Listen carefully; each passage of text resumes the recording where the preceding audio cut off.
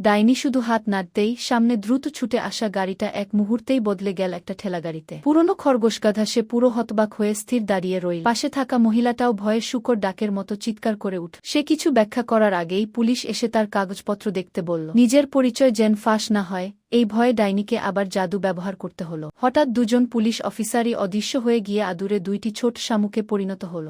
যে মেয়েটিকে রক্ষা করা হচ্ছিল সে দ্রুত ব্যাখ্যা করল যে তাদের কোনো খারাপ উদ্দেশ্য নেই এবং ডাইনিকে অনুরোধ করল যেন পুলিশদের আবার আগের অবস্থায় ফিরিয়ে দেয়। ডাইনি বাধ্য হয়ে তাদের আগের অবস্থায় ফিরিয়ে দিল, আর তারপর পুলিশ দুজনকে থানায় নিয়ে গিয়ে জিজ্ঞাসাবাদ চালাতে লাগল। ডাইনি কোনো গোপন না রেখে নিজের পরিচয় জানিয়ে দিল, কিন্তু তদন্তকারী তাকে বিশ্বাস করল না, বরং তাকে মানসিকভাবে অস্থিতিশীল বলে ব্যঙ্গ করল।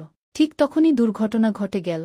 একজন অসতর্ক তদন্তকারী ডাইনির সাথে থাকা জাদুর ওষুধ খুলে ফেলল। ফলাফল সে মুহূর্তেই অন্য এক জগতে চলে গেল। বাকি তদন্তকারীরা ভীষণ ভয় পেয়ে গেল, আর দেরি না করে সবাই অন্য অফিসারের খোঁজে বেরিয়ে পড়ল। এই সুযোগে ডাইনি মেয়েটিকে তার বাঁধন খুলে দিতে বলল।